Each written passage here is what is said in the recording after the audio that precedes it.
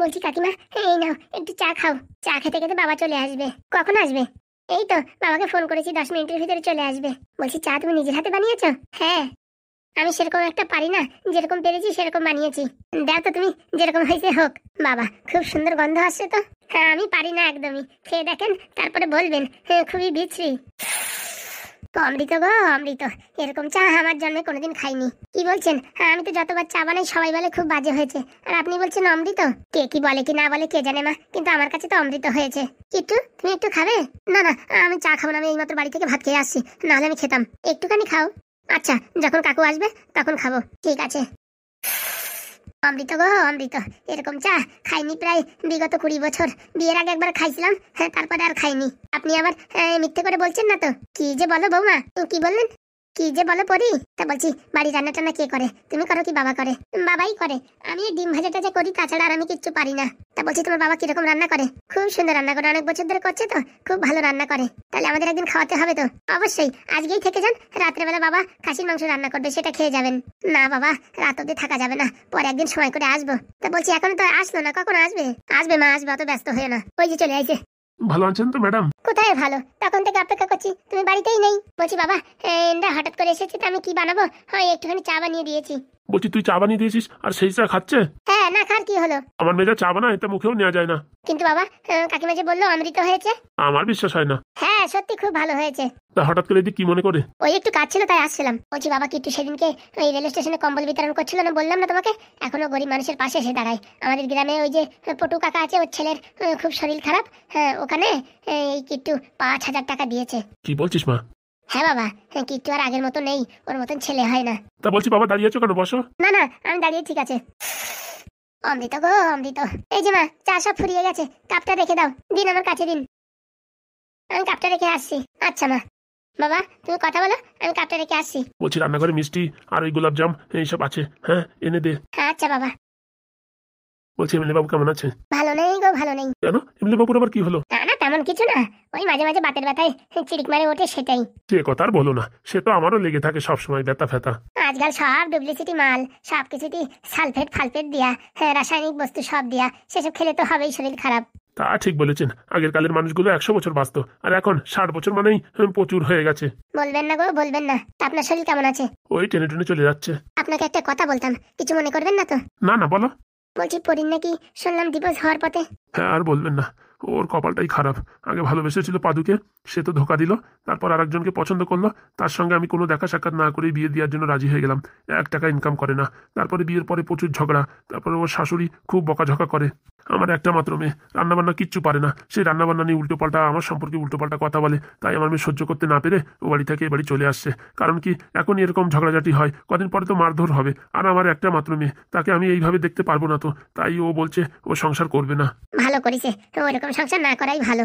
এখন মেয়েটার কপাল পুরো পুড়ে গেল, আর কি বলবো। এখন এইসব জানাশোনার পরে কোথায় কি আর ভালো জায়গায় বিয়ে হবে? এখন বলছে পড়াশোনা করবে, একটু চাকরি বাকরি পাওয়ার পরে তখন ভাবনা চিন্তা করবে। আমি একটা কথা বলি? হ্যাঁ বলেন। আপনারা যদি রাজি থাকেন না, আমি এই পরীকে আমার ঘরের পুত্রবধূ করে নিতে রাজি আছি। কি বলছেন? হ্যাঁ, পরীর বিয়ে হয়ে যাওয়া সত্ত্বেও আপনাদের বাড়ির বউ করে নিয়ে যাবেন?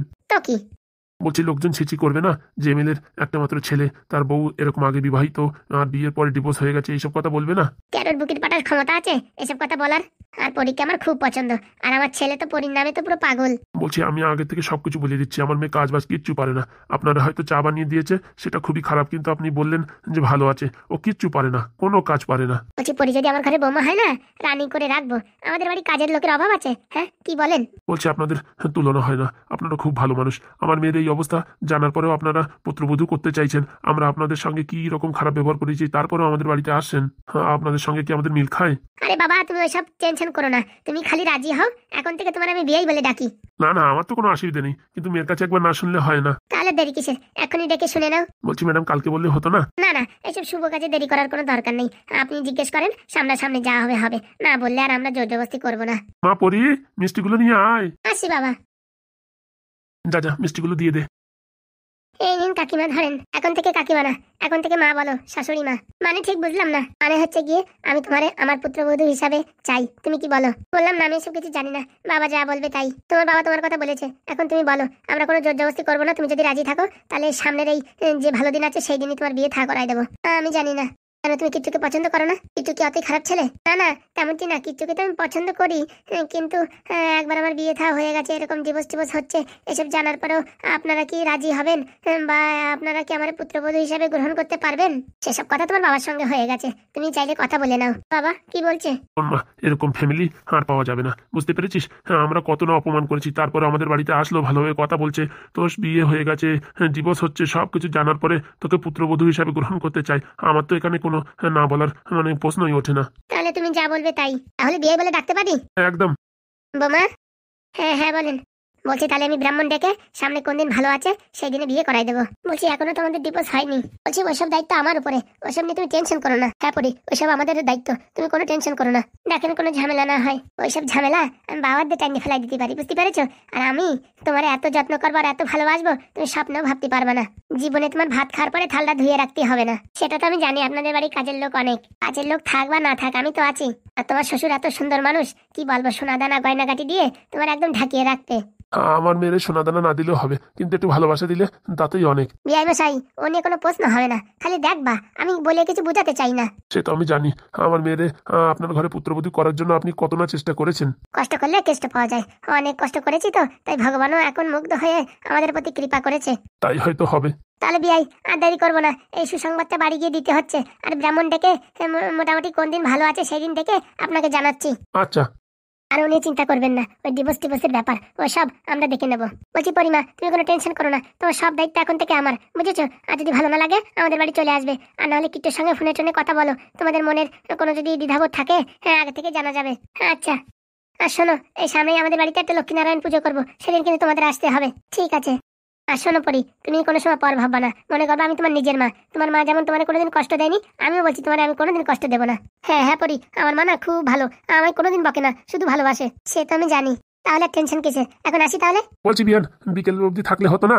একটু মাংস এনেছিলাম, রান্না করতাম, খাওয়া দাওয়া করে যেতে। না না, সে তো খাওয়া তো বাকি আছে, শুনেছি তুমি খুব ভালো রান্না করো, তাই একদিন তোমার হাতে রান্না তো খেতেই হবে। আপনি শুধু বলেন কবে খাবেন, আমি একদম রান্না করে রেডি করে রাখবো। সময় আসলে জানিয়ে দেবো। আচ্ছা। আমাদের বাড়িতে কবে আসবে? দেখি সময় সুযোগ করে। বলছি লক্ষ্মীনারায়ণ পুজো হবে, সেদিন সবার কিন্তু আসতেই হবে। আচ্ছা বাবা, আসবো ওখানে। তাহলে এখন আমরা আসি, ঠিক আছে? তা বলছি বিয়ান, মিষ্টিগুলো খাও। হ্যাঁ, ভালো খবর শোনালে তো একটু মিষ্টি মুখ করো। সেটা আর বলতে, সেই স্বাদ বাবা, সেই স্বাদ বললেই হবে না, ঠেলা আছে। নলেন গুড়ের মিষ্টি কেমন? অসাধারণ অসাধারণ। বলছি কি তুই এটা খাবি নাকি? না না, আমি পরে খাবো। কেন, খাও না তো? ঠিক আছে, নাও মা, তুমি নিজের হাতে খাইয়ে দাও। হ্যাঁ করো, হ্যাঁ করো। বলছি বিয়ে চলো আমরা বাইরে গিয়ে কথা বলি, এরা দুজনে একটু নিজেরা কথা বলুক। চলেন বিয়াই, আমার বেগুন ক্ষেত দেখাই আপনারে। ও বাবা, বেগুনও চাষ করেন নাকি? আর বলবেন না, বেগুন আমার নিজের হাতে তৈরি। চলেন কটা তুলে দিই, বাড়ি নিয়ে গিয়ে রান্না করে খাবেন। আচ্ছা চলেন, এত করে যখন বলছেন। বেগুন তো আমি খাই না, বেগুন খালি নাকি চুলকানি হয়, তা আপনার হাতে তৈরি বেগুন খেতে তো হবেই। একদম মধু মধু লাগবে, চলেন এক্ষুনি বেগুন তুলে দিচ্ছি। আর কত মিষ্টি খাওয়াবে? এখন তোমার একটা খাওয়াই আমি। না না, আগে এটা খাও। আচ্ছা ঠিক আছে। সেই স্বাদ। বলছি কেমন মিষ্টি? মিষ্টি কিরকম জানি না, কিন্তু তোমার হাতেরটা খেয়ে মনে হলো মধু খেলাম, মধু। বাবা হয়েছে। বলছি পরি, তোমার একটা কথা বলবো? একটা কেন, 10টা বলো। বলছি আজকে আমার থেকে পৃথিবীতে কেউ সুখী নেই। কেন বলো তো? তোমায় অনেক চার পরে আজকে আমার নিজের করে পেয়েছি, তাই আমি ভীষণ খুশি। ওরকম বলো না, এখন আমাদের বিয়ে হয়নি। তুমি রাজি, তোমার বাবা রাজি, আমার মা রাজি, আমি রাজি, সবাই রাজি, তাহলে হবে না কেন?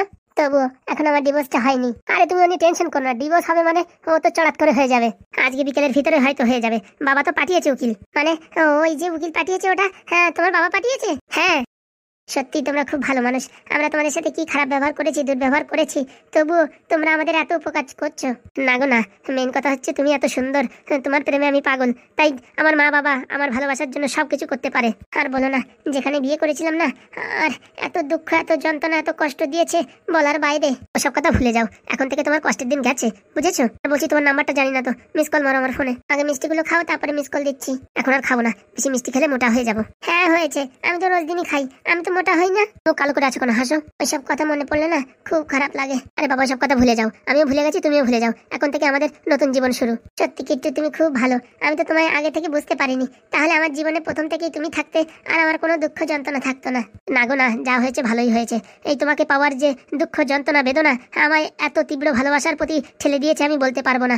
আগে তোমায় পছন্দ করতাম, কিন্তু বারবার তোমার কাছ থেকে না শোনার পরে আমার ভালোবাসাটা আরো তীব্র বেড়ে ওঠে, তাই এখন আমাদের সম্পর্কটা আরো খুব ভালো হবে।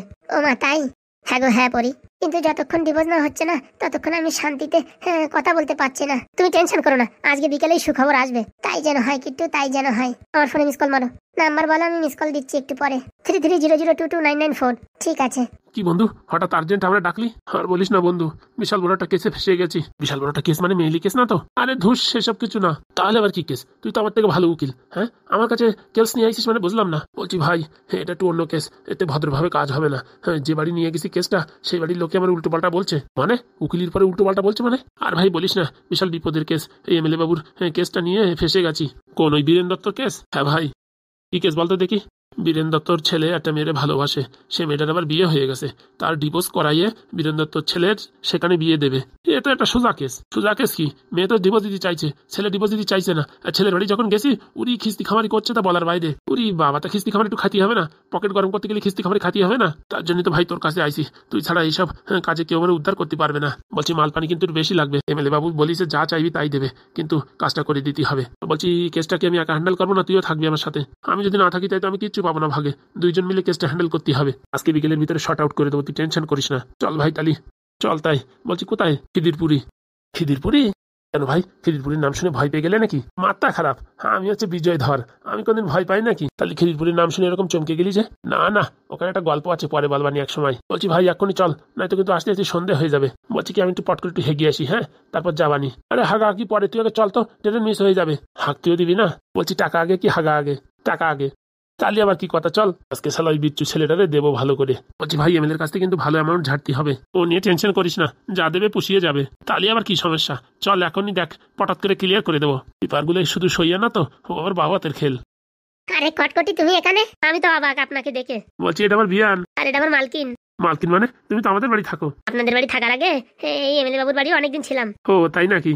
আমি অধম, যেখানে দরকার হয় সেখানে যাই, সেখানে থাকি, সবার একটু সাহায্য করার চেষ্টা করি। সত্যি বিয়াই কটকটির মতন ছেলে হয় না, অসাধারণ ছেলে। সে কি আর বলতে, আমি তো নিজের চোখে দেখেছি ও কি করতে পারে কি না পারে। ছেলে পড়াশোনা করে নেই বেশি দূর, কিন্তু মাথায় যা বুদ্ধি না, মোটামুটি বলার বাইরে। সে আমি জানি।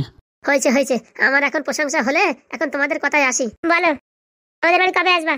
এই তো আজকে বিকেলেই তো আসার কথা। আমার স্বামী তোমার প্রতীক্ষায় আছে। বলছি কটকটি, শুনেছ তোমার এই যে দিদিমণির বিয়ে প্রায় ঠিক? ঠিক তো হবেই, দিদিমণি যেমন ভালো মানুষ, কিট্টু বাবু সেমন ভালো মানুষ। দুজনের বিয়ে হলে একদম পুরো ধন্য হয়ে যাবে পৃথিবী। ঠিক বলেছো বাবা। বলছি কটকটি, এবার বিয়ে কিন্তু তোরা কিন্তু ধুতি পাঞ্জাবি আমি পরাবো। না ম্যাডাম, অধমের এই ড্রেসই ভালো ড্রেস, ধুতি পাঞ্জাবি আমার গায়ে শুট হয় না। বললি তো হয় না, কাশ্মীরি ধুতি পাঞ্জাবি তোর জন্য অর্ডার দিছি। না ম্যাডাম, সরি, আমি এই ড্রেস পাল্টাতে পারবো না। কেন? এটা আমার বাবার দেওয়া, তাই আমার বাবা এই পৃথিবীর বুকে নেই, তাই আমার বাবার স্মৃতির জন্য আমি এই ড্রেস কোনোদিন পাল্টাবো না। ঠিক আছে বাবা, ঠিক আছে, তুই মন খারাপ করিস না। হ্যাঁ, আমরা তো জানি না তাই বলে ফেলেছি। না না ঠিক আছে, কোনো সমস্যা নেই। বলছি ডিভোর্সের কত দূর কি হলো? ওই তো এমএলএ বাবু তো লোক পাঠিয়েছে, আজকে বিকেলের ভিতরে হয়তো ক্লিয়ার হয়ে যাবে। তাই যেন হয় বাবা, তাই যেন হয়। বলছি কটকটি, তুমি যেখানে আছো সেখানে আমার দৃঢ় বিশ্বাস যে সবকিছু ঠিকঠাক হবেই। আপনি কোনো চিন্তা করবেন না, মামনি আমার নিজের বোনের মতো, আর কিট্টু তো আমার জীবন। তাহলে এই দুজনের মিলনে কে বাধা দেবে? কেউ বাধা দিতে পারবে না, আমি তো আছি, সব ঠিক করে দেবো। তাই যেন হয় বাবা, তাই যেন হয়। বলছো দুজন কোথায়? ওই ওরা একটু পার্সোনাল ভাবে কথা বলছে। খুব ভালো করেছেন দুজনকে আলাদা ভাবে কথা বলতে দিয়ে। আর বলো না, আজকাল কথা বলাটা ইম্পর্টেন্ট, নাহলে বিয়ের পরে গিয়ে অনেক সমস্যা হয়। আমার মনে হয় না কোনো সমস্যা হবে, তবুও তারা কথা বলুক ভালো। তা আপনারা দুজন এখানে? আর বলিও না কটকটি, এই বিয়াই বেগুন গাছ লাগাইছে, কি হাতের বেগুন ধরেছে, কিন্তু এখনো ছেড়ার মতন হয়নি। ওইসব বলো না, ওইসব কটকটির অবদান। কটকটি আমার শিখাইছে কি করে বেগুন গাছ লাগাতে হয়। আর এরকম এরকম সারের নাম বলিছে, 2-3টে পাইল করে দিলি, ধর ধর করে বেগুন ধরতিছে। সত্যি কটকটি, তুমি যদি একটু পড়াশোনা করতে না, তুমি বড় বড় এমবিবিএস এলএলবি সব ফেল করে দিতে। ওরকম বলবেন না, অধম গরিব মানুষ, যেটুকু পারে সেটুকু করার চেষ্টা করে। বলছি বারবার তুমি অধম বলো কেন? আমরা কি তোমার কেউ হয় না? বলছি ম্যাডাম, এই পৃথিবীতে কেউ কারো না, চোখ বন্ধ করলে সব শেষ। এটা তো আছে, তবুও যতদিন এই পৃথিবীর বুকে থাকো নিজের মনে করে আমাদের চলো না। তুমি ওরকম অধম বলো কেন? হ্যাঁ বাবা, অদম বলো কেন? আমরা তো আছি নাকি? নিজের অধম বলতে আমার ভালো লাগে তাই বলি। হয়েছে, বলছি বিকেলে আসবে কিন্তু তাড়াতাড়ি, আমি তোমার জন্য বিরিয়ানি রান্না করে রাখবো। আচ্ছা। আর বিয়াই তুমি যদি কটকটির সাথে আসতে ভালো হতো। না না বিয়ে, আজকে যাওয়া যাবে না। ওই কবে কি পুজো করবো বললে না, সেদিন নিমন্ত্রণ করো, আসবো। কেন নিমন্ত্রণ ছাড়া আসা যাবে না? না না, তেমনটি না, মানে আর কি, না জানলে কি করে আসি? সব জানিয়ে দেবো, এখন তো আমরা একটা পরিবার। ঠিক বলেছেন। তাহলে আপনারা কথা বলেন, আমি তো ওই দিক থেকে আসি। আচ্ছা। কটকটি তাড়াতাড়ি চলে এসো কিন্তু বিকালে। আচ্ছা ম্যাডাম। যাক, আমার অনেক কষ্ট কমিয়ে দিল, একবার এ বাড়ি আর একবার ও বাড়ি, অনেক কষ্ট কমিয়ে দিল। এখনই তো খেলা শুরু হবে। ছেলে মানে একদম নিখুঁত ছেলে, অসাধারণ ছেলে, অসাধারণ। এরকম ছেলে হলে 10-12টা পোষা যায়। কি যে বলেন বিয়াই, এক পাল পোষা যায়, এক পাল। তা ঠিক বলেছেন। তাহলে চলেন দেখি এখন বাড়ির দিক যাওয়া যাক। আচ্ছা। বলছি বিয়ান, আর একটা কথা ছিল। হ্যাঁ বলেন। বলছি বিয়েতে দেনা পাওনা কথাটা সেরে নিলে হতো না? এই কথা বলে কি যে লজ্জা দিলেন, সত্যি আর কি বলবো। না না, তবু অনেক বাড়ির দেনা পাওনা থাকে তো, তার জন্য জিজ্ঞেস করলাম। আপনার কি লাগবে তাই বলেন, মেয়েটা আমায় দেবেন। আপনার কি লাগবে সেটা বলেন, সেটা আমি দেওয়ার জন্য রাজি। আমাদের কিচ্ছু লাগবে না, মেয়েরে একজোড়া শাখা আর একটা শাড়ি পরে বিদায় দেবেন, সেটাই অনেক। তাই বললে হয়? একটা মাত্র মেয়ে, আমারও তো জিনিসপত্র দেওয়ার ইচ্ছে আছে। ওইসব ফালতু টাকা খরচা করার কোনো দরকার নেই। যদি কিছু দরকার হয়, হ্যাঁ, মানে বৌমাই চেয়ে নেবে আপনার কাছ থেকে। তা বলছি বরযাত্রীতে কত কি লোকজন আসবে? আপনার ও নিয়ে কোনো মাথা ঘামাতে হবে না। আমার স্বামী মানে এমএলএ বাবুর সাথে কথা বলে নেব। আমরা একটা অনুষ্ঠান, একটা মানে বিবাহ গৃহে করব, সেখানে বিয়ে আর বউ ভাত একসাথেই হয়ে যাবে, বুঝতে পেরেছেন? ডবল ডবল খরচা করার কোনো দরকার নেই। আর আপনি একা মানুষ, হ্যাঁ, অত টাকা পয়সা খরচা করলে পরবর্তীতে সমস্যা হবে। সত্যি আপনারা যে কি অসাধারণ মানুষ, আমি বলে বোঝাতে পারবো না। অসাধারণের কি হলো? এখন থেকে তো তোমরা আমাদের পরিবার, তো তোমাদের দেখার দায়িত্ব তো আমার, নাকি? সত্যি নিজেরে খুব অবোধ বলে মনে হচ্ছে। কেন? প্রথমবার যখন এমএলএ বাবুর সাথে দেখা হয়, আমার অফিসে এসেছিল, বলছিল যে তোমার মেয়েকে আমার ছেলের জন্য নিতে চাই। তখনই যদি আমি রাজি হয়ে যেতাম, তাহলে এত কষ্টময় দেখতে হতো না। সত্যি আমি খুব অবোধ, সেদিন আমি কেন রাজি হলাম না। ভালোই হয়েছে, আমাদের আসল রূপটা তো জানতে পেরেছেন। এখন তার আপনার মনে কোনো দ্বিধাবোধ থাকবে না। তবুও আপনাদের সঙ্গে খুব খারাপ ব্যবহার করেছি, এমএলএ বাবু মাফ করবে কিনা কে জানে। কি যে বলো, এমএলএ বাবু একটা সাদা সরল মানুষ, সে তো নিজেই আসতো। কিন্তু আমি বলেছি আগে আমি একবার দেখা করে আসি, তারপরে এসো। খুব ভালো, খুব ভালো, এমএলএ বাবুকে নিয়ে আসবেন। এখন তো আসা যাওয়া চলতেই থাকবে, ও নিয়ে কোনো চাপ নেই। ঠিক আছে বিয়ান, চলেন, অনেক সময় হয়ে গেল কথা বলতে বলতে। হ্যাঁ হ্যাঁ, চলো।